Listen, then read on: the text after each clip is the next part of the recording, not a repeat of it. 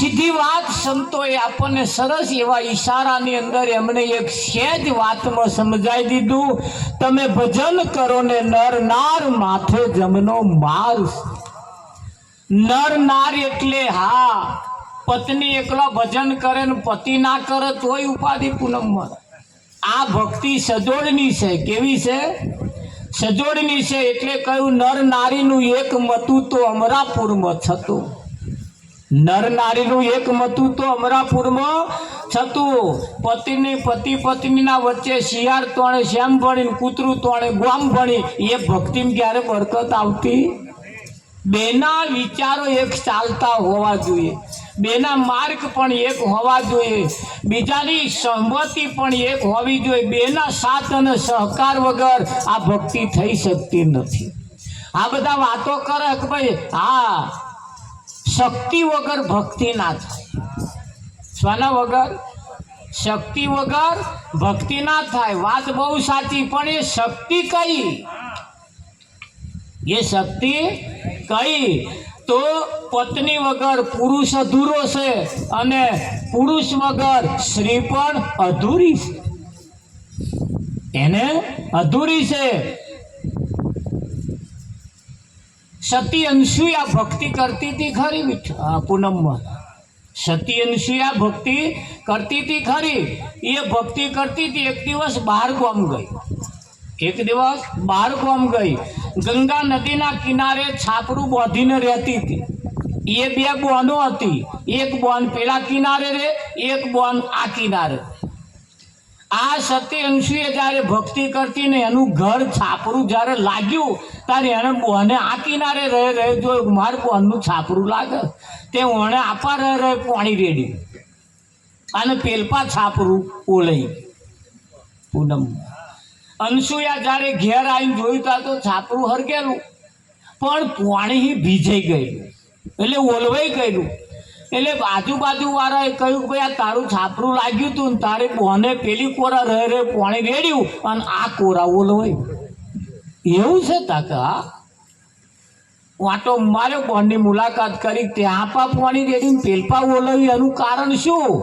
કે હું ભક્તિ કરો છું એટલે કે ભક્તિ તો હું કરો છું પણ તું કરો એ બીજવાની કરો, અને તું કરો એ મારા પતિની ભક્તિ કરું છું. હું પતિ ભક્તિ કરું છું. કે પતિ ભક્તિનું કેવું હોય કે એમને જમાડ્યા પછી જમવાનું, એ ઉઠે તે મારે ઉઠી જવાનું. આ આના પાછા ઊંધા નિયમ. પૂનમમાં ઘરવાળા વહેલા ઉઠે, એવા નાવાનું પાણી મેલે, એવા ચા મેલે, પછી બૂમ પાડે ઉઠો, તાર તો પાછા હવે ઉઠે.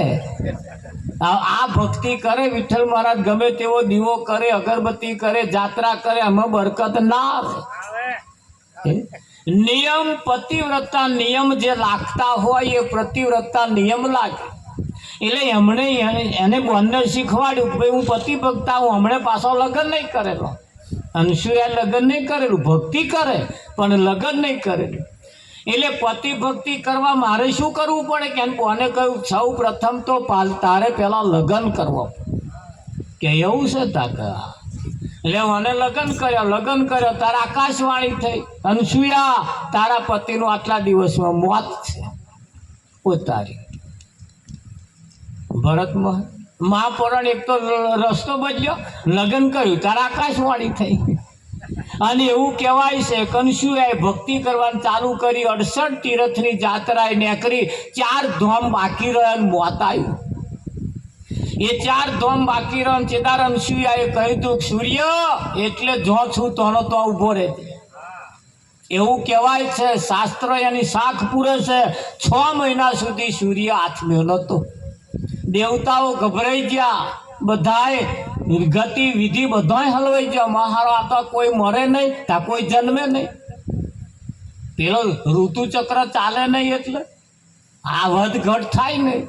બધાએ કરે અંશુયા કનાયા કે ભાઈ શું છે આ, મારે 4 ધામની જાત્રા પૂરી નહીં થાય તો લગીને આ થમશે નહીં કે પૂનમમાં.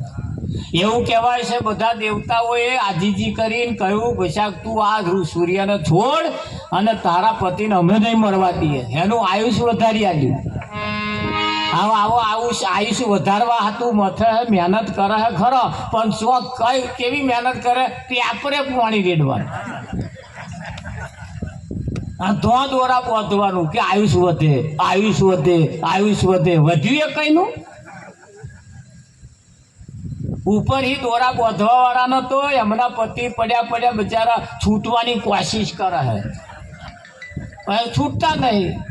તે કોકે કહ્યું 5 પૂજામાં મોનો 5 મોની તોય ના છૂટ્યા, કે પાછા બીજા કોકા હતા કે બીજી 6 વધારો 11 કરો તોય ના પૂરા થયા. તે એક બાકી હે 12 પૂરી કરો, કે 12 પૂરી કરી તોય ના છૂટ્યા. અને પેલા રાડ્યો પડે કે વિશાખ મને છૂટો કરો, મારા અહીં નહીં બેઠા તો. તાર કોક મહારાજે આવીને કહ્યું કે પેપરે દોરો બાંધેલો છે, તા કે હોય એ કાપી આવો, આ એ નહીં જવા દેતો. આવું આયુષ વધારવું એ ખરું, પણ કઈ આગળ પાણી રેડા પેપરા હોત હું કઈ ગયા. હા, જો વધારે જીવાડવા હોય તો પેપરે પાણી રેડે મેર નહીં આવે, આવશે તો વધારે જીવાડવા હોય તો મોઢામાં ગાડાવાટ, પતિના મોઢામાં ગાડાવાટ પડી હોય તો હખણો કૂરો રોટલો એને બન્યાલો અને મહરીને ખાય તો વધારે જીવે. હવારમાં ઉઠીએ તારે હસતું મોઢું બતાવીએ તો બચારાનું લોહી વધે. આ તો ઉઠે ત્યારથી જ મણનો મોઢો ભરતમાં આ વધારે જીવે એવું તમને લાગે છે?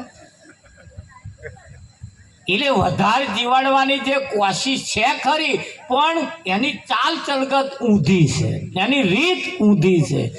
જ્યારે સંતોએ કહ્યું કે એની રીત છતી પકડવી પડશે, એટલે કહ્યું કે ભાઈ તમે ભજન કરો ને નર નાર માથે જમનો બાર, હજુ બદલી લો સંસ્કાર બદલવાના. શું બદલવાના? સંસ્કાર બદલવાના.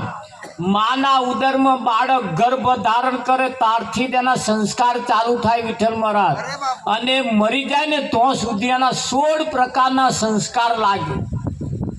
કેટલા પ્રકારના? 16 પ્રકારના.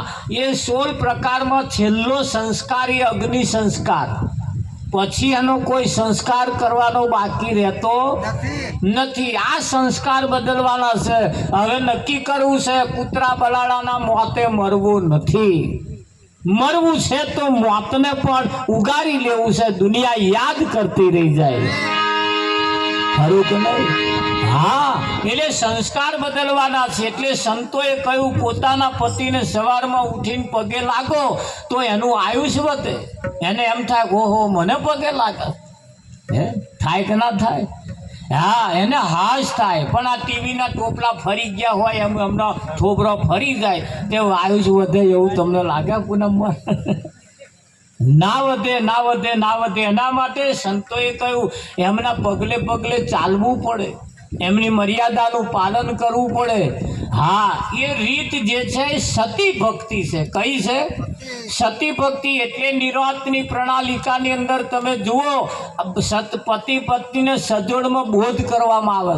કેમ બોધ કરવામાં આવે? કે તમારા ઘરની આગ ઓલવાયેલી હશે ને તો જ આપણને ફાયદો છે. નારે નિરાંતની પ્રણાલિકા સિવાય બીજે બધે આપજે તોલું, ફરી ના બોલું. એટલે અમારે કેવું પડે,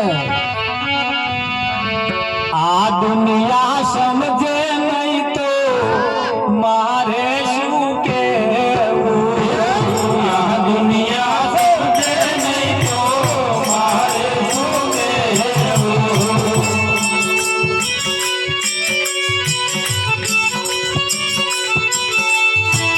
કહેવાનું કહી દીધું છે છતાં મને મારે શું કહેવું કહેવાનું કહી દીધું છે છતાં મને મારે શું કહેવું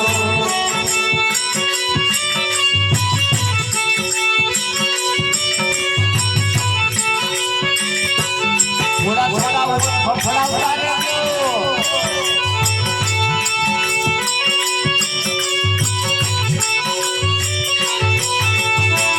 સૂરજ નાય જવાડે રસ્તો ના ખોડે સૂરજ નાય જવાડે રસ્તો ના ખોડે આજિયા નાય જવાડે રસ્તો રે ખોડે મારે શું કહેવું આજિયા નાય જવાડે રસ્તો રે ખોડે મારે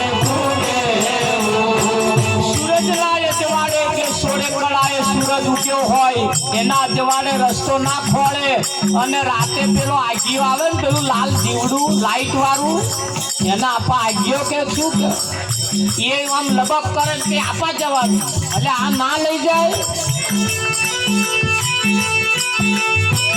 આગિયા નાય જવાડે રસ્તો રે ખોળે મારે શું કહેવું આગિયા નાય જવાડે રસ્તો રે ખોળે મારે શું કહેવું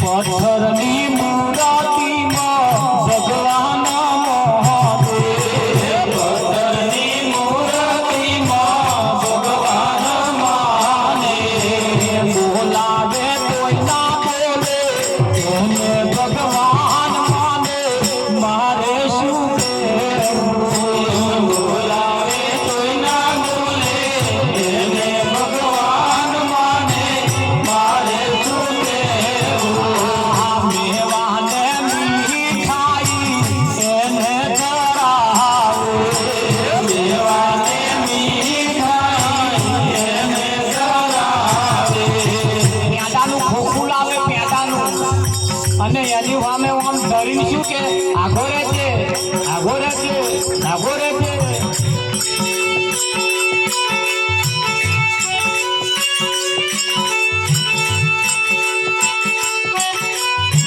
મેવાને મીઠાઈ એને ધરાવે મેવાને મીઠાઈ એને ધરાવે જમનારો ના જમે તે તરે છે તારા વાલા મારે શું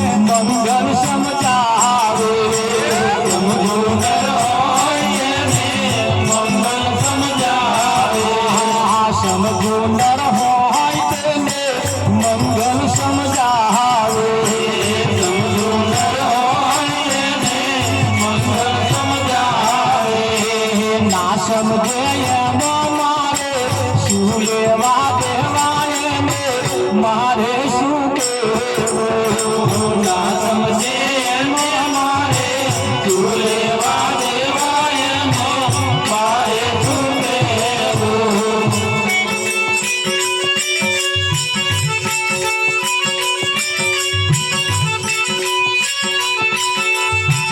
આ દુનિયા સમજે નહીં તો મારે શું કહેવું આ દુનિયા સમજે નહીં તો મારે શું કહેવું કહેવા તો કહી દીધું કે છતાં ના માને મારે શું કહેવું કહેવાનું કહી દીધું છે છતાં ના માને મારે શું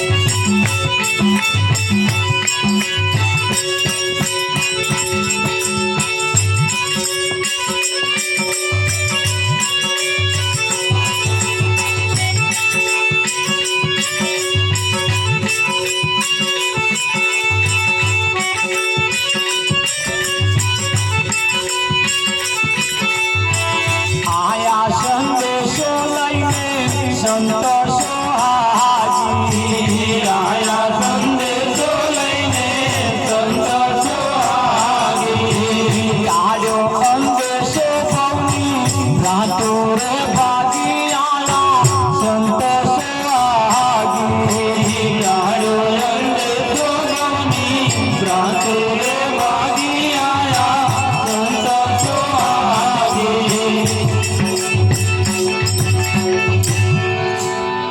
આ દુનિયા સમજે નહીં તો મારે શું કહેવું પણ સમજુ નર જો કોઈ હોય તો એને સંતો સમજાવવાની કોશિશ કરે સમયનું કામ કરે આપણે આરતી પ્રસાદનો સમય છે આરતી પ્રસાદ આપણે કરવાનો છે આરતી પ્રસાદ સમય તરફ આપણે જઈશું તો આરતી ઉતારવા માટે